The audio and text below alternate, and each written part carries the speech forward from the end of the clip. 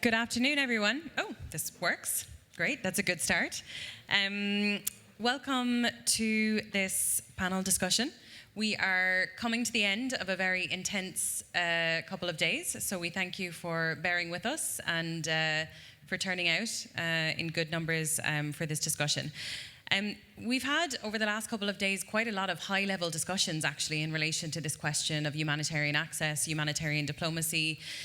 And the idea behind this discussion this afternoon is really to bring a bit the field perspective, the frontline perspective from colleagues that are facing every day some of the challenges that we've been exploring and discussing over the last couple of days, to talk to them about the difficulties they face, how they have approached them, some of the potential solutions, and to hear how we can potentially take some of this forward as a group. The focus for the discussion today is Central West Africa. It's a region where we've seen needs skyrocket in recent years. I think we're all also aware that it's a region that doesn't necessarily get the attention it deserves in terms of funding, in terms of media, and in terms of broader discussions. And we can also agree that in recent years, in tandem with this skyrocketing level of needs, we've also really seen a vast increase in obstacles and barriers to the delivery of humanitarian assistance in the region. And those barriers come in various different forms, whether it is bureaucratic and administrative impediments imposed at local level that can cause delays and difficulties in aid delivery, whether it is in the form of counterterrorism restrictions that can limit our ability to engage with non-state armed groups. We also have issues related to logistical challenges, of course, violent conflict in the region, and of course, attempted interference, misinformation campaigns that are posing new and actually really distinct challenges for the community in the region as they seek to address these growing needs. In a context like this, of course, safeguarding humanitarian access is key. We need to be able to reach people wherever they are to deliver the necessary assistance. And of course, when we can't do that, we're finding that people are doubly punished, essentially. They're affected by conflict or by natural disasters, other challenges, and then they can't actually access and receive the aid that we're there to deliver to them. So we're lucky to be joined today by several representatives of operational humanitarian organizations in the region. We have Christelle Calhoul from the National Permanent Secretariat for NGOs in Burkina Faso. We have Babatunde Oje from the International Rescue Committee in Nigeria. And we have Benoit Couturier from the Danish Refugee Council in Cameroon. So the three colleagues will take some time to tell us about the challenges that they face in their day-to-day work, how they deal with these access constraints, and also, crucially, their opinion on what the solutions are. How can we address these challenges together? What's working? What do we need more of? And what needs to be improved? And then after these interventions, we are lucky enough to be joined by Ambassador Manuel Bessler from the Swiss Development Corporation and from Sam Carpenter from the UK's FCDO. And they will both share their thoughts on the role of donor states in these complex environments, and really more generally, thoughts, suggestions on the policy direction that they would suggest based on the challenges we have heard about. So with that, I will hand over to Christelle. As I said, she is representing today the National Permanent Secretariat for NGOs in Burkina Faso, and she is the Regional Director of West Africa for Children Believe. Christelle, over to you. Thank you, and thank you all for joining this panel. I will just go straight because I have 6 minutes, and I also speak slowly and speaking English, so bear with me. Let me just put a bit of context and say that Burkina Faso since 2015 is facing a spiral of terrorism violence that has appeared previously in Mali, and then it has affected the whole region, the whole country, and even beyond the borders of Burkina Faso. Also, still in terms of context, since 2022, we had 2 military coups, one in January, another one in September. So we have a multi-dimensional crisis. We have the democratic challenge with a military regime, a transition regime. We have a food crisis. We are facing a humanitarian displacement with almost 1.9 million of internal displaced people. We have 4.7 million of people looking for humanitarian assistance. And also still in terms of context, according to national authorities, 40% of the country is somehow out of the control of the state. In terms of challenging, I should say that the humanitarian situation is very concerning. And only 2 days ago when I was here, I read in the news that Burkina Faso is the second country most affected in terms of incidents after Afghanistan. So that means how concerning the situation is. And access is subject to severe constraints. Just to give you an example, because this is also meant to give real examples, in 2021 and 2022, we have 27 humanitarian workers that have been killed, injured, or kidnapped. So that gives you an idea of how the context is. And the vast majority of these humanitarian workers are national people. They are Burkinabe. And recently in February 2023, there were 2 staff from Doctors Without Borders, Médecins Sans Frontières, who was killed while they were going for medical assistance in one of the regions. Also in terms of still access, there is a lot of challenges with improvised explosive devices. So most of the time, access through road has become very, very challenging. And in terms of incidents, we have more than 500 incidents since 2017 to recently February. So that means how difficult the access is.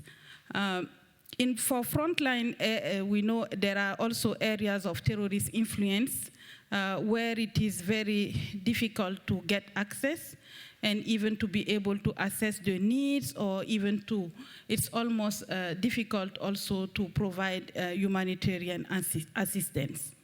On the top of that, there is somehow an anti-humanitarian sentiment that is being manifested. Of course, there is a big dose of misinformation, of manipulation through social media, which is presenting the humanitarian assistance as something that is somehow related to political agenda. So this is also so difficult for humanitarian workers in this context. There are also, with the national authorities, a few questions that they are raising in terms of humanitarian workers. They want to have more understanding, more control on the type of work that humanitarian actors are doing. And still in terms of access, maybe it's also worth mentioning that the humanitarian principles are not well understood, neither understood nor accepted sometimes by various parties. For non-state actors, they don't necessarily accept the humanitarian assistance, because in the case of Burkina Faso, you have multiple groups. So that is making the multiplicity of the groups is making also difficult to be able to deliver the humanitarian assistance. And on the other hand, you also have the national authorities who want to have more control, because if you remember the context of security challenges, security is on the top of the priority of the current authorities. Now, in terms of how do we work, our daily work is quite challenging, as you can imagine, because you have to really make sure that you can take a road, that you can deliver humanitarian assistance. So maybe let me land by saying what would like. I think what our message is that we need really to put people on the center of our work. Most of the time, we spend a lot of our time dealing with looking for funding, preparing reports, but we need, in the case of Burkina Faso, to take some time on communication so that people, both population but also national authorities, so that they can have a good understanding of what is humanitarian work, what is humanitarian assistance, what are the principles. And also we need to be more accountable to affected population that we are serving. And of course, access in our context has to go through local actors. That's the only way, because at least with local actors, you have an acceptance because they are community members. So this is how we are working in the context. Because of time, I have to stop now, but I'm happy to take over outside if you are interested to hear more. But I will end by making a call for solidarity, international solidarity for the crisis in Sahel, because we have seen even during the 2 days, just not visible. This crisis is underfunded. So we are making a call for humanitarian, for a greater attention to this crisis. Thank you. Thank you very much, Christelle. Thank you also for keeping strictly to your time limit. Much appreciated. And indeed for giving us a very clear overview of the multitude of different challenges that you're facing in Burkina, from the issues that national staff are exposed to the lack of understanding of humanitarian principles, and the broader issues of the trust deficit with the authorities. So now I'll turn to Tunde. Tunde is country director for the International Rescue Committee in Nigeria, and he is going to give us an overview, including some practical examples of the challenges he faces in his daily reality in what is, of course, a very challenging and complex environment. Over to you, Tunde. Thank you very much. Good evening, everyone. I think Christelle has made my work a lot easier because she's shared the top line kind of access issues, but I'll tell you a story. As a country director, the first thing I look in the morning is to see the text from my safety and security team to tell me the team has gone to the field. Then I anticipate the next text, which is at the close of the day, everybody returned safely. Now, on the 10th of March, 2022, I got a call at 7 a.m., which is unusual, saying 3 of our staff had been abducted in a location where I just left barely 36 hours before they were abducted. For the next 6 months, my life changed. Because for the next 6 months, I couldn't be that program leader that I should be. For the next 6 months, I couldn't be the father to my children. I went on holidays, and after 4 days, I requested to come back to work because I wasn't myself. It's the worst nightmare that any country director will have to face. And honestly, you need a lot of emotional, financial support to go through it. And when I say financial, because I can imagine how much time that was devoted by my organization, because we had to form what we call the CIMT. The crisis and management team came, we deployed colleagues. I, as a country director, was actually asked not to actually run the program so that somebody else who did not have anything to do with managing the crisis will be able to face that situation. it's very draining, and especially because it's so close to home, because I just left that location. Like, I should have been there. It was because I wasn't feeling well that my boss said I should go back earlier. And so for me, it was like too close to home to if you get my point. But to be honest, through it all, what was most important was that support that we got. I could remember, I know someone in this room, Bart is looking at me, Echo. They were one of the first donors that invited me to come and have coffee with them. Barely, maybe like 48 hours after it happened. That coffee time I spent with them meant a zillion and one emotional, relief for me. And so it is not just access, it's not just from the policies in place, it's also about the other party to the conflict looking at you and thinking that, okay, you're a target. And for us as an organization, we had to actually deploy a lot of support. There were 3 things that we said to ourselves that we needed to make sure wouldn't happen. Whatever the solution it is, should not put other staff at risk. Whatever the solution it is, should not impact on the program. And whatever solution that it was, should not make it impossible for us to continue to run our program in those locations.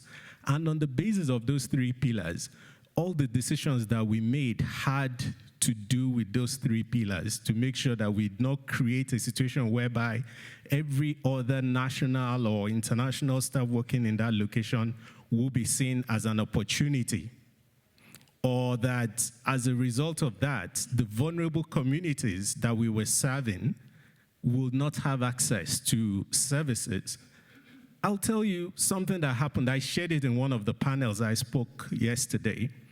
When it happened, I called the meeting of all my staff, and I said, I want to shut down the operations in Monguno. It wasn't even a doctor. It was an assistant who said, but sir, if we shut down operations, how would expectant mothers be able to have access to services?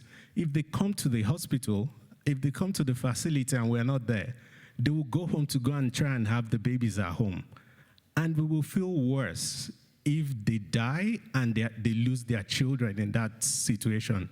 Sir, if anybody on our team is not feeling well enough to continue, they can go home. The rest of us are ready to go back and work. And that was how IRC was able to continue to provide life-saving services in that location for that point in time. But then, when you look at the entire cost of myself as a country director managing a crisis for 6 months, and we had to have somebody else come in to actually cover for that role, and we also had our leadership, the entire leadership of IRC, right from the global office to the regional office, everybody was involved in this process. I can't imagine how much it is in terms of, looking at the cost of managing all of that process together. But one thing, I don't know whoever is listening, but one thing I want to say is that access should be seen that we as humanitarians, I have been in this business for over a decade.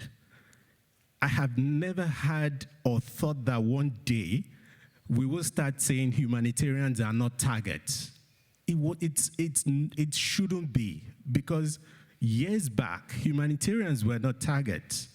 But today, you have us raising the flag to say, we are not targets, we're there. I think it's important for all parties to a conflict to realize that our DNA is to deliver services regardless.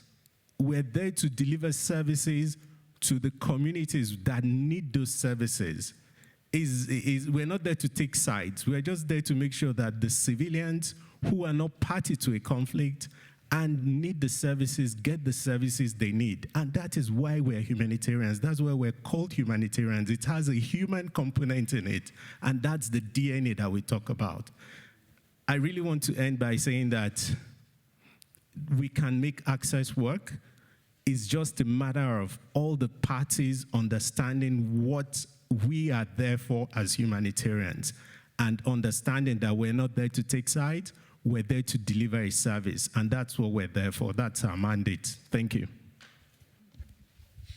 Thank you very much, Tunde, for sharing with us this story, this experience, which really highlights both the personal actually and the professional cost of some of these access challenges that we're facing in the field. So I'll now turn to Benoit. Benoit is the country director for the Danish Refugee Council in Cameroon, and he is going to share with us similarly some specific examples of local challenges that he and DRC have faced in the field. Over to you, Benoit. Thank you.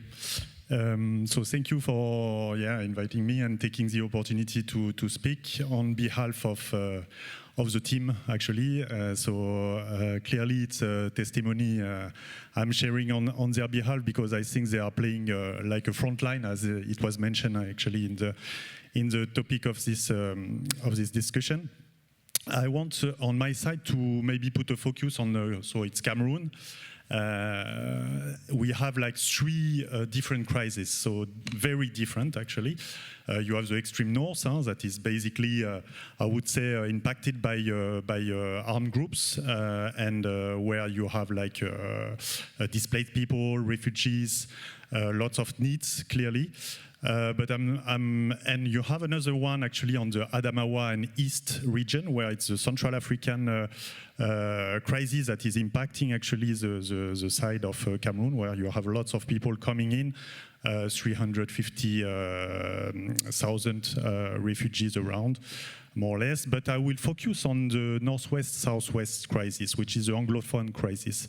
It's what we call a forgotten crisis. Where there isn't enough attention. It's very politic, very sensitive. There is clearly a will also from the government of Cameroon to not speak loudly about this. On my side, so it's more, if we speak about humanitarian access, it's, I would say, okay, we have like a discussion with armed groups, so non-state armed groups, NSAGs. We had like issues also. We have been threatened. For example, the last incident, it was 1 month ago, so we have been threatened, and the team was threatened in order to basically to take by force NFI kits, shelter kits from our team during a distribution.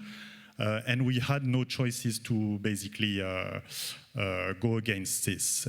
So this is one example from the NSAG side, very quickly. But I want to put focus more on what happened to us and the detention of one of our colleagues.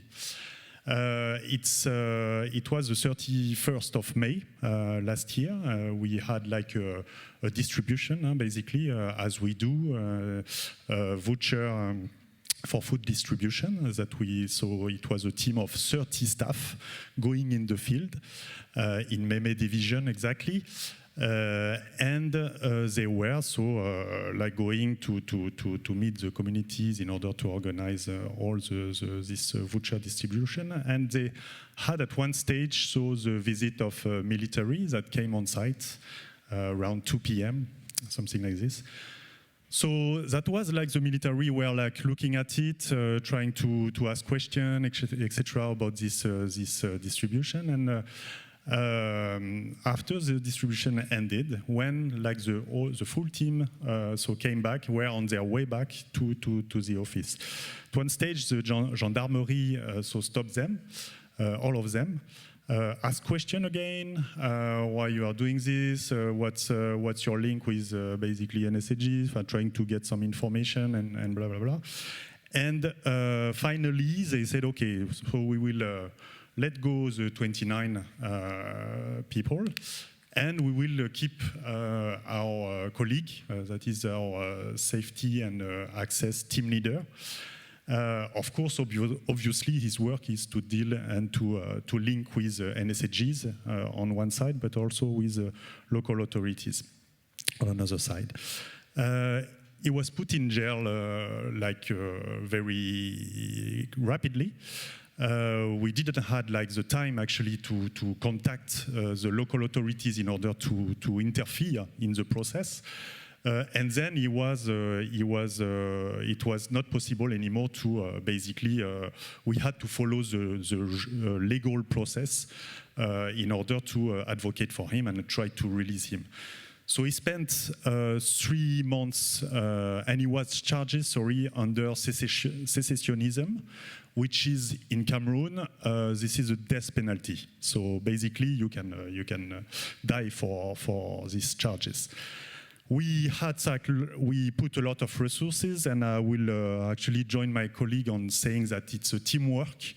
It's everybody in the program were mobilized in order to really be with him, be with the family, provide PSS support also. Of course, hire 2 lawyers.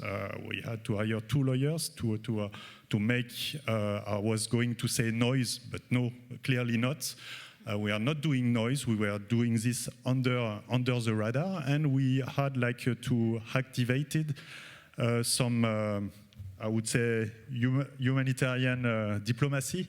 As it was another talk. I have some difficulties with this term, but basically it was clearly to involve a bit under the radar the EU ambassador, the US ambassador, Swiss ambassador, where they had influence that they can provide some influence to help us.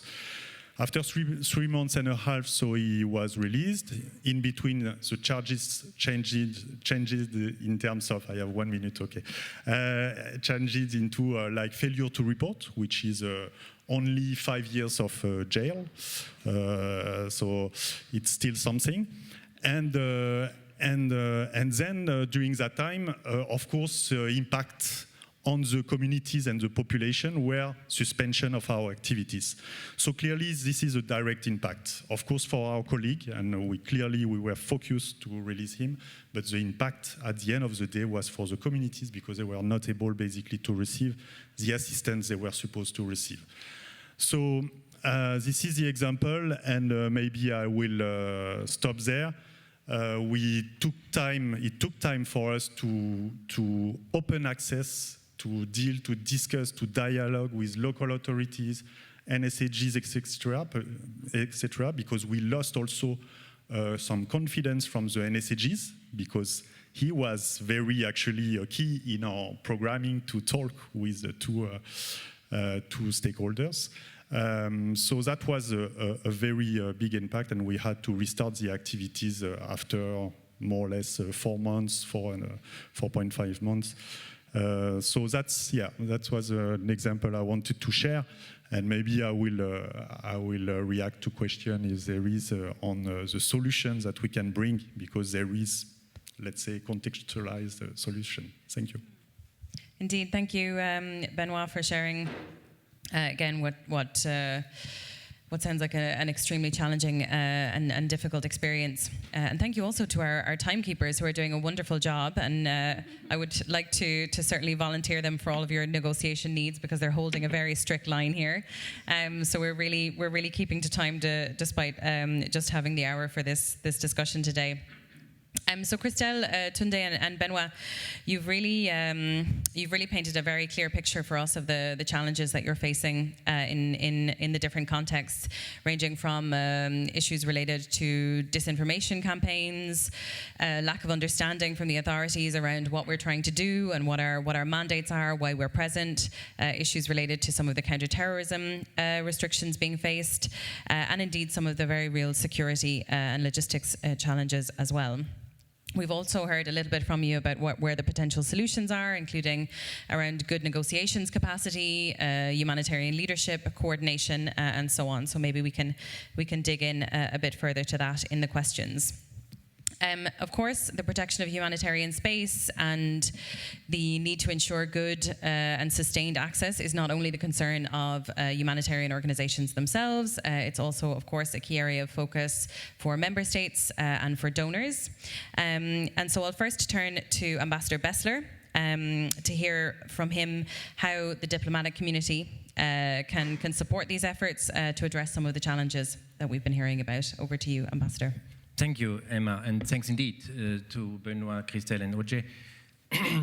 The sad consequences of their story is that humanitarian aid is often not there happening where it's needed, but where it's possible. Without access, and this is very simple conclusion, there is no humanitarian aid. And also donors understood this meanwhile. But we, of course, do not have the recipe how to address this and where it sort of works everywhere. Every situation has its own dynamics and its own specificities. But one thing I think, and you, OJ, touched upon, is they have to know you. So presence in the field. And not only once the disaster strikes. Of course, it's expensive being in the field, but you have to be known, you know, and they have to be familiar with you, with your faces, but also with your work. And there I liked when you, Christelle, said this localization. Yes, localization helps a lot, for sure. And because local colleagues, they are familiar with the environment, they're familiar with the customs, with the language, with the ambiance on the ground. We had another discussion here, how it is about the principled approach with local colleagues, who are obviously very much engaged, also emotionally, because it's their country, it's their village, perhaps it's their ethnicity who is a danger.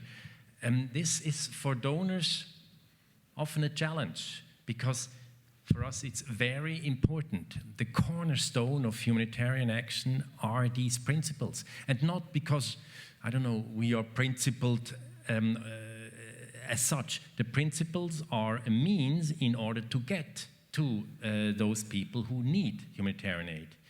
And this is easily said in a nice conference room and with a microphone. It's not a question out in the field, and there I don't tell you something new. But the moment we abandoned principled, the humanitarian principles, it's perhaps still aid, but it's not, in my view, humanitarian aid. So we have to find this very often very difficult balance between, yes, being principled, and then have this as our cornerstones, but being as close and as involved and as engaged as possible with the society, with people, with individuals, and first of all, of course, with people in need. For us, donor, these are some of the, I would say, criteria in order to work with an organization. Yes, we want also to be more local. And actually, Switzerland, it's still a few only, but it's about 4%. I'm not proud of it. But still, 4% of our aid is local. That means it goes really to local organization. We have, perhaps you're familiar with this grant parking discussion, also try to define what is local, how local is local. So is it through an organization, for instance, like IRC, is this still local? But we try to be closer, and with this local approach, we need local actors. And this is for sure one step in the right direction to overcome the great challenge of access. It is indeed true, we have to have humanitarian aid not only where it's possible, but first of all, where it's needed. And when you look at any context, it hurts, you know, to imagine that you only reach an area or only reach one ethnicity or only reach one community. Also, your credibility as a humanitarian actor is at stake, because it's obviously you only serve this or that community. So for us, access, principled approach, and of course, the credibility based on it, yes, I got it, is key for our cooperation with local actors. Thanks. Thank you, Ambassador. Indeed heard loud and clear. So aid where it's needed, more principled and more local. So finally, we will turn to Sam Carpenter. So Sam is Team Leader for Protection with FCDO. Sam, what are your thoughts on the discussion here today? What are some ideas you have around the solutions to some of the very real challenges our colleagues are facing? Great, yeah, thanks, Emma. Yeah, I think just like Manuel's Ambassador Bessler said, a big thanks to the panel, I think, for bringing us back to, this is the reality of working in armed conflict situations. And I think we have a lot of kind of quite technocratic policy discussions on some of these issues, but I think it is really important, just to remember how sensitive and complex some of these situations are to operate in, but also, from a UK perspective, that we're just recognising the real risks that our partners and your colleagues, and particularly local staff, even of international organisations, are taking every day to help those in greatest need. I think that's really important. After saying there's quite a lot of talk of sort of policy and technocratic solutions, I'm probably going to say a few now. I think from a policy perspective for the UK, we've just launched our integrated review of our foreign policy and development policies in there last week. We've got a very strong commitment to humanitarian access, to championing international humanitarian law. So a few ways I wanted to talk about was we're doing this as a donor in the region, in Nigeria and the Sahel. I think we've been investing in partner capacity over the years in the Central Sahel, in Nigeria. In terms of safety, so INSO, the International NGO Safety Organization, providing quite a critical role, I think, in managing some of those critical incidents with the NGO Forum, also with OCHA in terms of standby partnerships, so civil-military coordination capacity we heard about in an earlier session. I think that's important.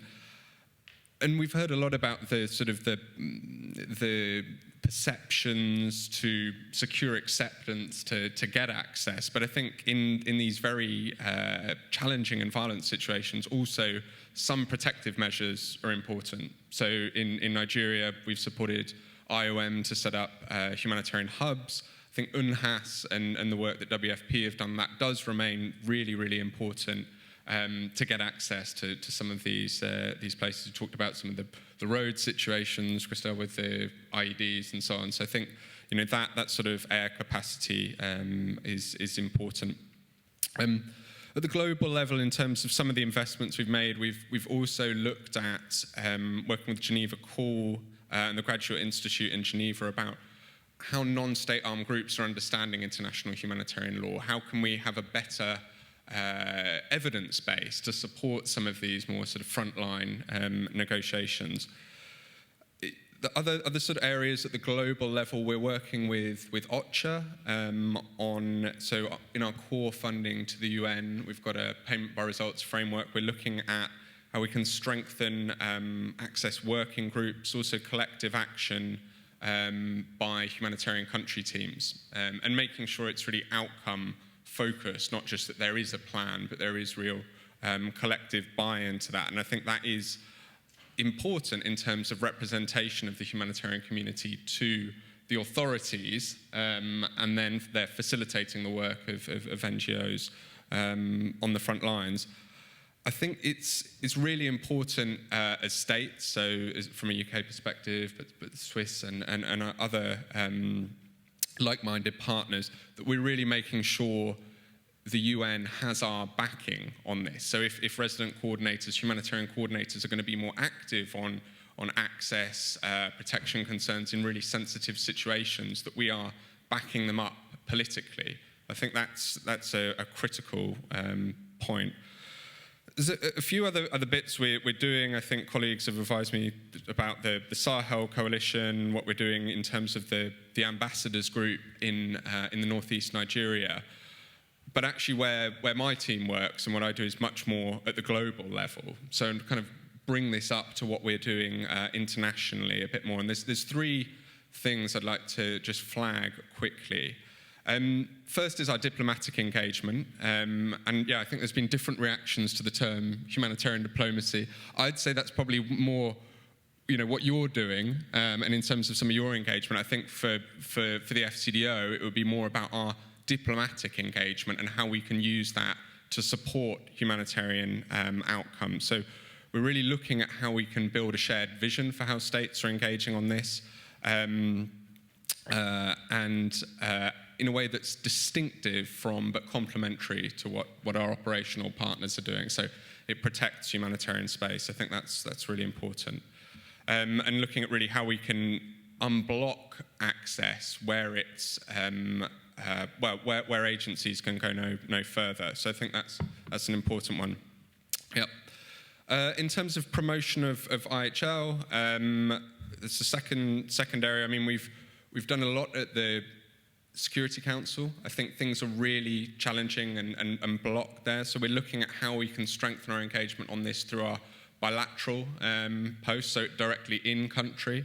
We're actually going to be publishing a legal handbook on conflict-induced hunger later this year, so to set out really the rules underpinning the norms through which you're engaging in these crises.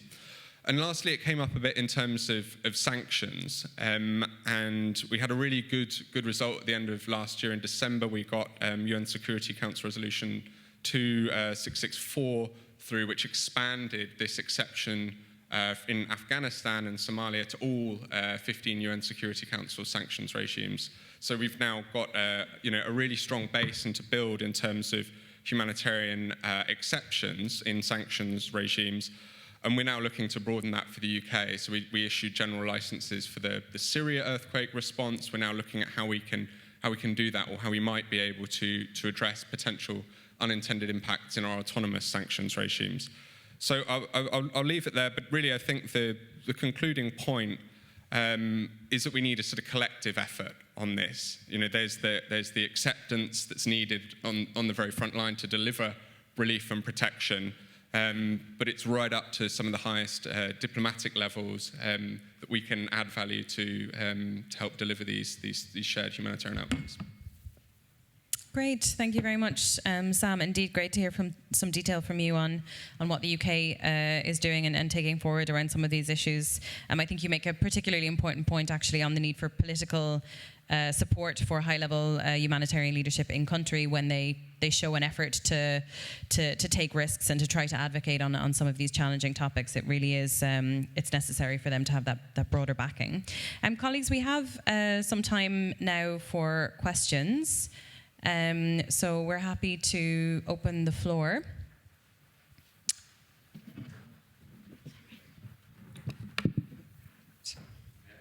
Please. Thank you very much.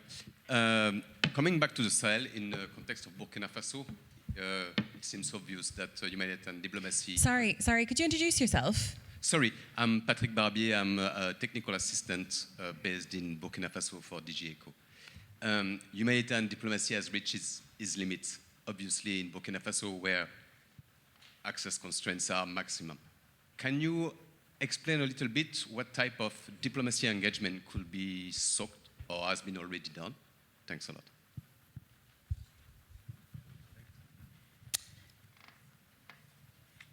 Do we have any other questions that we can take at this time? We have one here.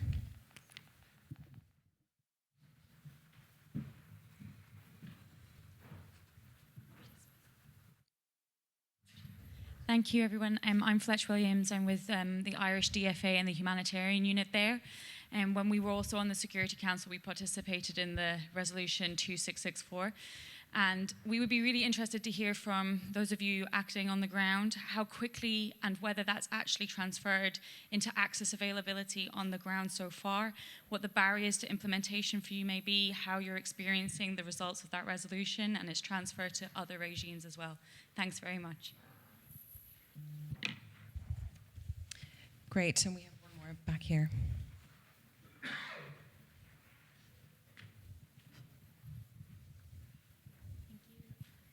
Yeah, hello. So my name is Anna Chaurio, and I work for the Econia International Humanitarian Law Center. And my question is for humanitarian organizations. So we've seen in Mali that, of course, very challenging humanitarian access in central and northern Mali hinders our capacity to train police and armed forces in the respect to international humanitarian law. So I would like to know what are your strategies to, despite these access constraints, make sure that you pass on the message when it comes to humanitarian principles that can be useful also to look into protection of civilians in times of armed conflict. And I also wanted to, thinking of the issue of gender and sexual violence and other sensitive issues for authorities, how do you address these topics so that you can actually inform the population about it and make sure you're giving the strongest protection to them in these hazardous places. Thank you so much. Great, thank you. I see we have a few more, but maybe we'll take those three and then see if we have time for some further questions. So perhaps the initial question from the colleague from ECHO in relation to the Sahel. Maybe Benoit, do you want to take a... Sahel. Oh, sorry. Yes, Burkina. Sorry. Yes, go ahead. Yeah. Thank you. That's a very good question. I would say there's no perfect answer. We are just learning from the experience. But what we have sensing so far is that what is needed in Burkina Faso is probably an African-led diplomacy. And that is where sometimes it has not always been so. And it is making things even more complicated when it is not happening at that level. Sometimes just who is sitting in the discussion, on the discussion table, how it is being conducted can polarize or can create a climate where negotiation is possible. Of course, it requires that humanitarian workers and the humanitarian community takes time to understand the context. Of course, sometimes we don't have time even to understand and to know the context, and we are just transposing, some of the solutions, which is not working. So to sum up my point, I would say it's important that it's African-led. It can be locally with the local authorities, the national authorities, or even at the regional level. I think that we have African Union, we have ECOWAS, where there are, avenues for diplomacy. I would stop here. Great, thank you. Thank you, Christelle. Benoit, did you want to come in briefly? Yeah, sorry. So it's not for Sahel, but it's for Cameroon, obviously. Just to react, actually, I was in Mali before, so last year. But anyway, just a counter example on what you say. We have actually in Cameroon, HC, he's leading the diplomacy, African lead diplomat, actually. Where just wanted to raise this because on our cases and related to the detention of our staff, we didn't have support as we were expecting to get. So we had of course, as I mentioned, the diplomats, EU, US, Swiss, etc., that were basically influencing under the radar. But you had on the other side, so what I mentioned, these difficulties because of also the problem of the double hat. Where you have development issues that are most of the time putting in priority, and where humanitarian, when you speak with the HC that is putting this in priority, basically on humanitarian principles, you won't have like the support that you are expecting. So I just want to emphasize on this because it's not as, it's really contextualized, and just to react on this. Thanks, Benoit. Maybe briefly on the question from the colleague from Ireland in relation to Resolution 2664 and the implementation and impacts that might have had at local level. I think it's possibly a little bit early to say, but I think maybe briefly we can give the word to you, Tunde. Nigeria, northeast Nigeria in particular, an area that's very much affected by the counterterrorism context, a lot of restraints and restrictions in relation to engagement with armed groups. Maybe you could say a few words for us on that. I think one thing that is very common is we always feel that having a policy is the end to the issue. But honestly, it's one thing to have a policy, it's another thing to domesticate it, it's another thing about how well do the enforcers understand it. Sometimes if you speak to people at the higher level, they have a clear understanding of what it is. But the enforcers, the foot soldiers, or whoever it is on the field, has a contrary, completely different opinion on it.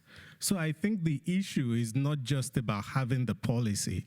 It's also about sensitization. It's also about ensuring that that understanding is all the way through to the person that my field colleagues will meet in the deep field. They will have that same understanding as the person I will be speaking to at the federal capital. So I think that's really the missing link. So it's always beautiful.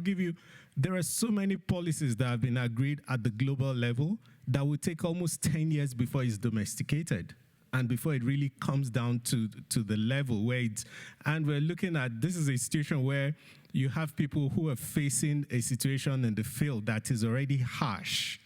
And then the way they understand a particular issue is completely different. So their application of that understanding can even come out really aggressive to you. So that's really what we face in the field, to be honest. So it hasn't really been experienced at the field because this is really about touching the grassroots. Yeah. Great, thank you, Tunde. Ambassador Bessler, do you want to come in on this question? Yes, thanks for the question. I personally love 2664. Because it's a major breakthrough, and who sponsored it, I have also to see. However, it's tricky. As a lot of resolutions, you can read it in different ways. I speak only for Switzerland. Within the little Switzerland, we have completely different readings in the foreign ministry and in the economy ministry. In the European, although Switzerland is not member, but nevertheless, in the discussions with our European colleagues, oh la la, no, when we come to Syria, certain countries, no way, because this will be misused when it comes to Ukraine. The other ones, it's very tricky. It's a good resolution, no doubt, and it's an agreed language, which is an achievement. But until you find a certain impact on the ground, I'm really afraid, as Tony said, this will take a while. So it has to be done, and it's the right approach, but we need a lot of patience. And we need, indeed, the governments to get together, and there is these mechanisms within the European group to find a common approach to how to implement 2664. Thank you. And of course, we will all be looking to Switzerland with its election to the Security Council for some good follow-up on this question. You are? Mm-hmm. Absolutely. Yes, the time is ticking. We're already in March. So we have one more question on POC and GBV. Do you want to come in on this, Christelle? I would like to say that I'm speaking for the case of Burkina Faso still. In terms of sexual violence, exploitation prevention, what we do is really putting a lot of emphasis on community-based mechanism and response, because that's also a very, we have noticed that even despite the efforts that were made, reporting were low and all those things, so this has brought us to really focus on a community-based mechanism to be able to enhance the reporting and to support also services to survivors, and at the same time we are doing a lot in terms of prevention. So that's what I can say. I think there was also another point regarding the protection of civilian, which is also one of the tough one for us, at least in Burkina Faso. A lot of work we are doing. I'm representing a network, which is a network of NGOs. So as such, we are also having our platforms of negotiation and advocacy with national authorities. And maybe this is the opportunity for me to clarify when I'm saying African-led or local-led. It doesn't mean that we don't need the other actors. It just means that we need to have that intelligence to know how we are articulating all this. Who is speaking at what moment, who is doing what at what specific moment. That's very important, so that we don't find ourselves in a moment where we have an absolute closed door and we can't do anything. So I think I would stop here. Thank you. Great, thank you, Christelle. I think we have time for maybe one more question.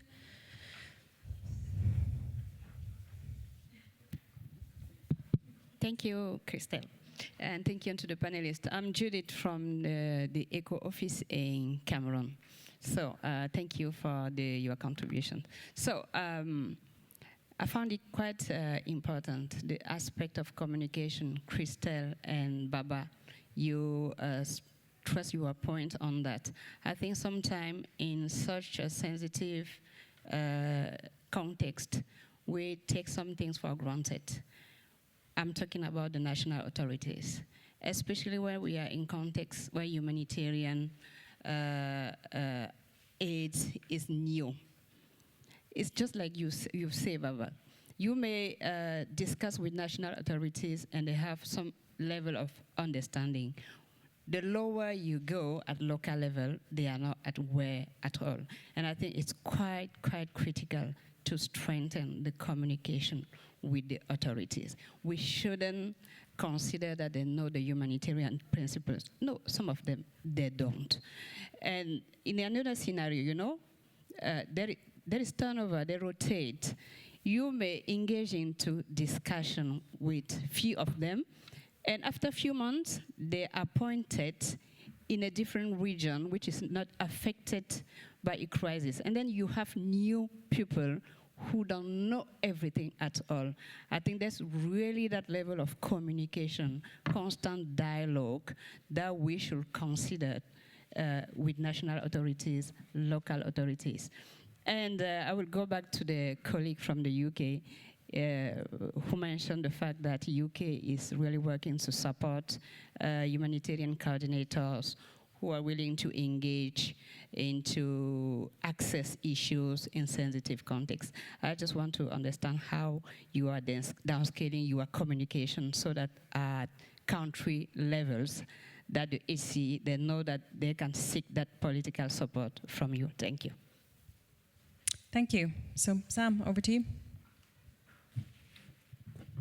Yeah, it's a good question. I think it's really an aspiration at the moment which we need to make practical. What we've heard from a number of former RCHCs we're engaging with is just there's a feeling that backing isn't necessarily there, and so there's always a call to do more on access and protection. But are they really going to be backed up on this? So I think there's a point with the UN system to engage on that, but I think it's part of our networks. We heard about the role of ambassadors. I think we're having our development directors, our heads of mission, our ambassadors, our high commissioners are in touch with RCHCs.